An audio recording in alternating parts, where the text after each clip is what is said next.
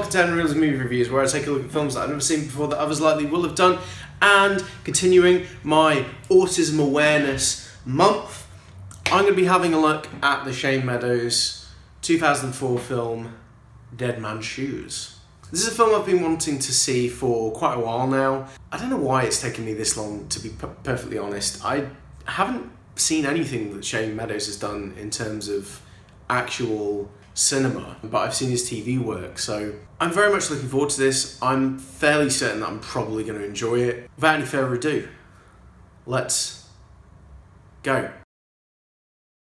So Dead Man's Shoes follows Richard, a former paratrooper in the army who's wreaking revenge on a group of drug dealers for abusing his autistic brother and picking them off one by one. Through flashbacks, it's slowly revealed the extent of the abuse. This is the shortest plot summary I've ever done, I think, but it's pretty straightforward. It's a revenge film. You know what you're gonna get. And honestly, this is one of the best revenge films I think I've ever seen. Right from the off, you're introduced to Richard and his brother Anthony, brilliantly played by a very young Toby Kebbell, who I wasn't expecting in the film at all, but his performance is very nuanced, and as an autistic person, it was a very well judged portrayal.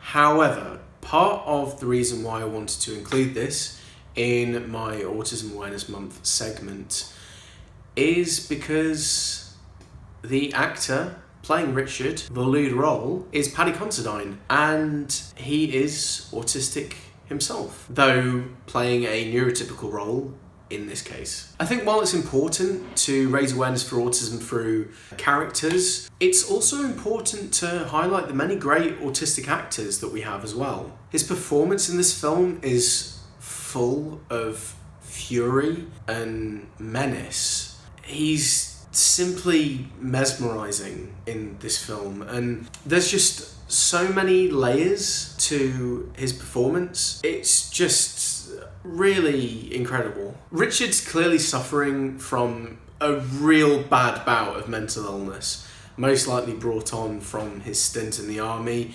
and I think this is a really great exercise in showing just how emotionally destructive that war can be. It's no joke.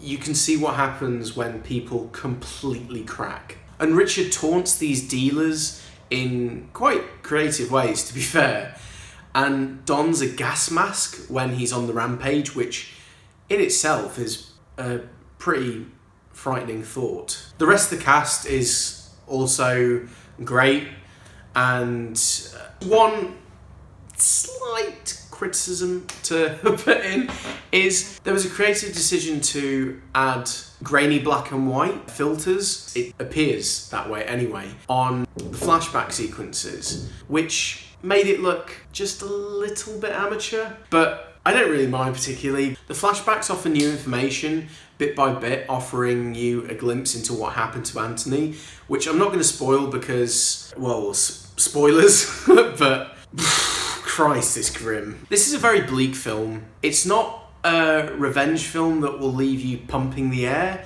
Well, I mean, like a lot of revenge films, it really shows just how futile it is. I don't think Richard particularly cares. He's too far gone at this point. He's very much past the point of no return and won't stop until everyone who hurt his brother is dead. He's like the Terminator. On a side note, the cinematography is great. I love how it captures humdrum country towns that you can find everywhere in England, and how you have this really nasty underbelly that's going on under everyone's noses. In that regard, I think that there's a little bit of Blue Velvet in there, which is a completely different film. I did think about that while watching it. Maybe I'm the only person who thought that. It's probably a terrible comparison. Forget I said it. The soundtrack's also really great, like most of Shane Meadows' work that I've seen, and there's some really lovely folk songs that adds an element of softness to the film in between these bouts of calculated violence. There's something very hopeless about Dead Man's Shoes. It's a film that will just leave you hooked because you're really wanting to see where it goes next, but at the same time feeling like society has failed all of these people, especially Anthony, who is completely innocent in all of this, and their only crime is being different. I'm gonna give this a 9 out of 10.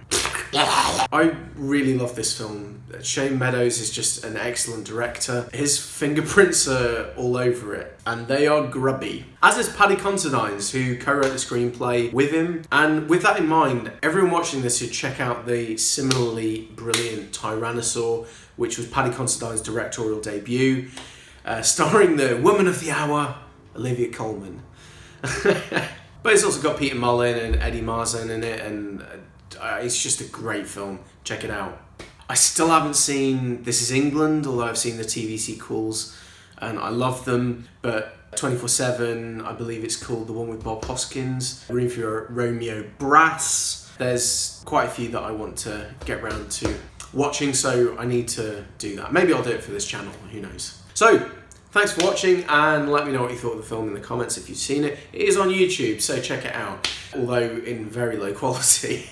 But either way, I forgot what I was going to say. Don't forget to like, share and subscribe, and see you very soon. Have a good day. Bye bye. Bye bye bye bye bye.